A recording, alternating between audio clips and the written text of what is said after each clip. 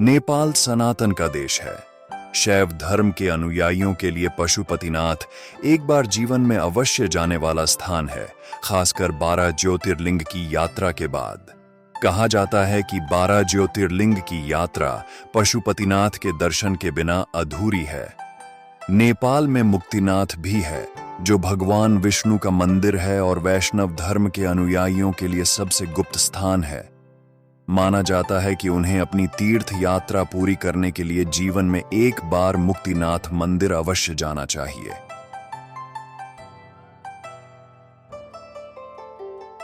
हिमालय की घाटियों में स्थित नेपाल का एक प्राचीन शहर है, जो कभी गहरे जल का एक बड़ा सरोवर था। इस सरोवर में विविध प्रकार के सर्प और नाग निवास करते थे। यह शहर 7 यूनेस्को विश्व धरोहर स्थलों, तंत्र विद्या और विश्व के सबसे बड़े खुले शवदाह स्थल के लिए प्रसिद्ध है। यहां स्थित पशुपतिनाथ मंदिर, जो भगवान शिव को समर्पित है, शहर के अनेक रहस्यों का केंद्र है, जिन्हें बहुत कम लोग जानते हैं। इस अद्वितीय मंदिर की मान्यता यह है कि यहां के दर्शन से व्यक्ति को किसी भी जन्म में पशु योनि प्राप्त नहीं होती, लेकिन एक विशेष नियम है कि दर्शनार्थी को सबसे पहले नंदी के दर्शन नहीं करने चाहिए, अन्यथा पशु योनि की प्राप्ति निश्चित है। मंदिर के बाहर स्थित आर्य घाट से ही पवित्र जल मंदिर के भीतर लाया जाता है और अन्य किसी स्थान का जल यहां नहीं लाया जा सकता।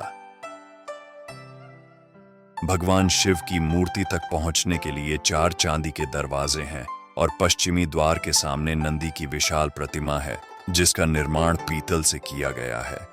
इस परिसर में वैष्णव और शैव परंपरा के अनेक मंदिर और प्रतिमाएं हैं, जो इसे नेपाल के सभी मंदिरों में सबसे प्रमुख बनाते हैं। काठमांडू की बागमती नदी के किनारे एक ऐसा भव्य मंदिर बना है, जहां आप एक साथ करीब 100 शिवलिंग के दर्शन कर सकते हो। माना जाता है कि यह लिंग वेद लिखे जाने से पहले ही स्थापित हो गया था और इससे कई पौराणिक कहानियां भी जुड़ी हुई हैं। इनमें से एक कहानी इस तरह है। कुरुक्षेत्र की लड़ाई के बाद अपने ही बंधुओं की हत्या करने की वजह से पांडव बेहद दुखी थे। उन्होंने अपने भाइयों और सगे संबंधियों को मारा था। इसे गोत्रवध कहते हैं। उनको अपनी करनी का पछतावा था और वे खुद को अपराधी महसूस कर रहे थे।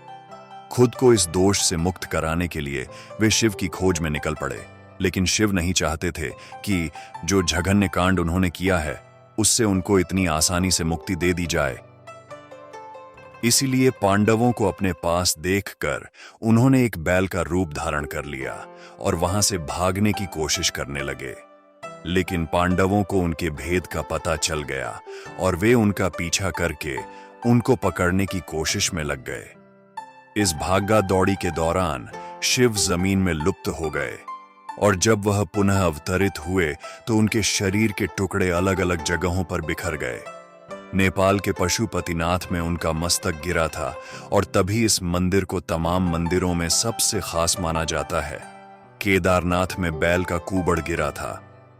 बैल के आगे की 2 टांगें तुंगनाथ में गिरी। यह जगह केदार के रास्ते में पड़ता है। बैल का नाभि वाला हिस्सा हिमालय के भारतीय इलाके में गिरा। इस जगह को मध्य महेश्वर कहा जाता है। यह एक बहुत ही शक्तिशाली मणिपूरक लिंग है। बैल के सींग जहां गिरे, उस जगह को कल्पनाथ कहते हैं। इस तरह उनके शरीर के अलग अलग टुकड़े अलग अलग जगहों पर मिले। माना जाता है कि इस शिवलिंग के 4 चेहरे हैं, जो शिवजी के 4 अलग अलग रूपों को दर्शाते हैं। पूर्व दिशा की ओर वाले मुख को तत्पुरुष और पश्चिम की ओर वाले मुख को सज्जोत कहते हैं। उत्तर दिशा की ओर देख रहा मुख वामवेद है, तो दक्षिण दिशा वाले मुख को अघोरा कहते हैं। ये चारों चेहरे तंत्र विद्या के 4 बुनियादी सिद्धांत हैं। कुछ लोग ये भी मानते हैं कि चारों वेदों के बुनियादी सिद्धांत भी यहीं से निकले हैं। लेकिन कुछ प्राचीन तांत्रिक शास्त्रों के अनुसार इस शिवलिंग में एक अन्य चेहरा भी मौजूद है, जिसे तंत्र शास्त्र से संबंधित माना जाता है। इसे कालागम रुद्र के नाम से जाना जाता है। यह कहा जाता है कि यह चेहरा सृजन और संभोग से जुड़ी अवधारणाओं को प्रकट करता है और केवल वे साधु जो तांत्रिक विद्या में पारंगत हैं इस चेहरे को देख पाते हैं। यहां की विशेषता यह है कि इसके 4 मुखी लिंग में चारों वेदों के सिद्धांतों का समावेश है, जो जीवन के 4 पहलुओं धर्म, अर्थ, काम और मोक्ष को दर्शाते हैं। महर्षि वेदव्यास तनहु नेपाल से थे। यह भूमि अनेक प्राचीन ऋषियों के लिए पवित्र और तपोभूमि रही है। तनहु को वेदव्यास की जन्मस्थली माना जाता है, जिन्होंने महाभारत की रचना की, 4 वेदों का वर्गीकरण किया, 18 पुराणों की रचना की और अनेक पवित्र ग्रंथों का पाठ किया। तनहु की धरती ने न केवल वेदव्यास जैसे महान ऋषि को जन्म दिया, बल्कि यह नेपाल के हिंदू और बौद्ध धर्म से जुड़े सांस्कृतिक स्थलों के लिए भी प्रसिद्ध है।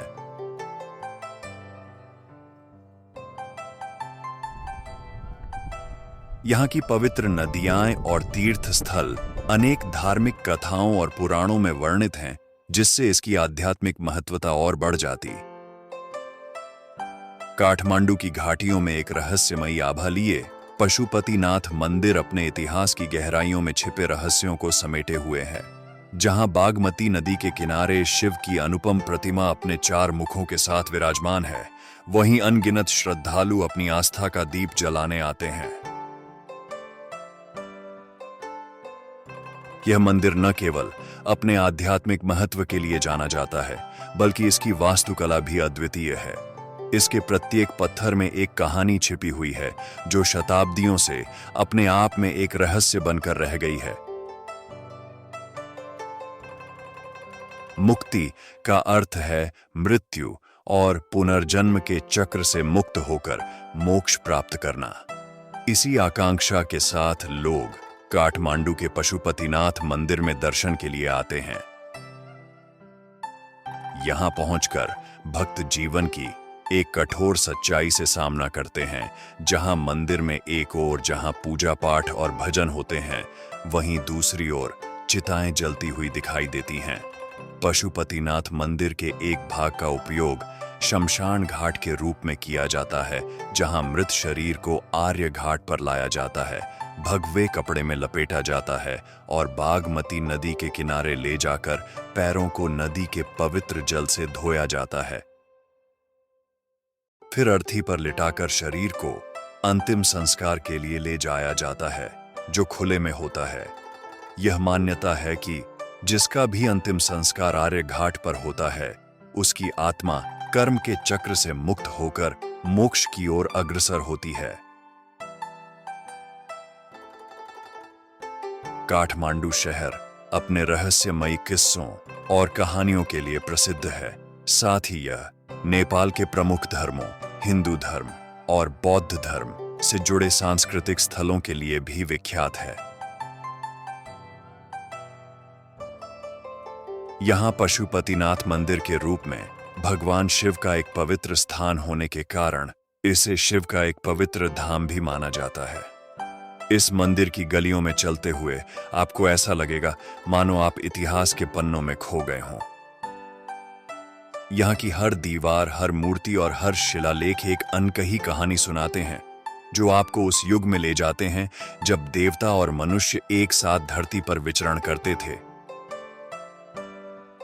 पशुपतिनाथ मंदिर का रहस्य आज भी अनसुलझा है और यही इसकी विशेषता है। यहां आकर आप उस अद्भुत ऊर्जा को महसूस कर सकते हैं, जो इसे विश्व के सबसे रहस्यमयी और पवित्र स्थलों में से एक बनाती है।